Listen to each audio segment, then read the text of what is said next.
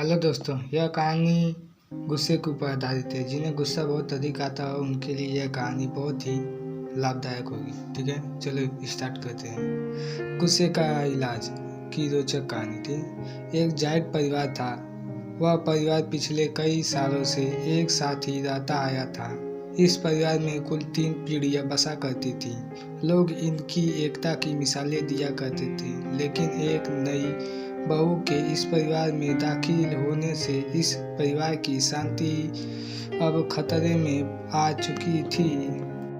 यह नई बहू स्वभाव की खराब नहीं थी, लेकिन जब इसे गुस्सा आता तो वह किसी को कुछ भी बोल देती थी और उसे हर छोटी छोटी बात पे गुस्सा आ जाया करता था।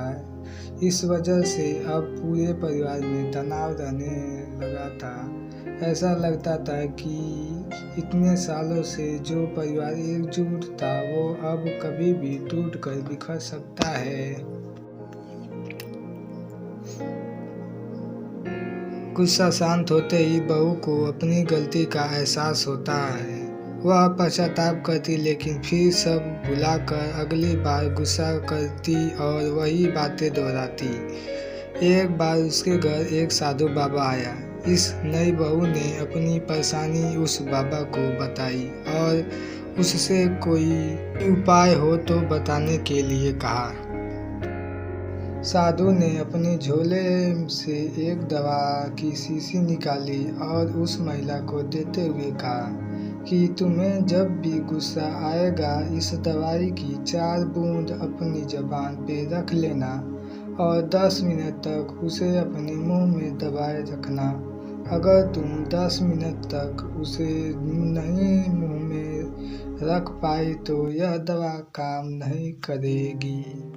महिला ने अगले दिन से ही उस साधु बाबा की दवाई का इस्तेमाल करना शुरू कर दिया। 10 दिनों बाद जब वह साधु फिर से उसके घर आया तब महिला ने उसके पैर पकड़ लिए और कहा, साधु बाबा आपकी दवाई काम कर गई। उसकी वजह से अब मुझे गुस्सा नहीं आता है और अब मेरे परिवार में सुख शांति फिर से पहले जैसे रहने लगी है। साधु ने हंसते हुए कहा, मैंने जो तुम्हें दवाई दी थी दरअसल वह कोई दवा थी ही नहीं। शीशी में तो मात्र पानी भरा था। तुम्हारा गुस्सा किसी दवाई की वजह से नहीं शांत हुआ, बल्कि गुस्सा आए तो शांत रहने की वजह से खत्म हुआ है।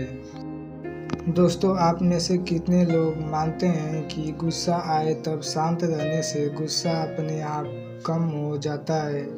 बड़े बुजुर्ग या हमारी धार्मिक पुस्तकों में भी तो यही बताती है। गुस्सा का एकमात्र इलाज मौन है।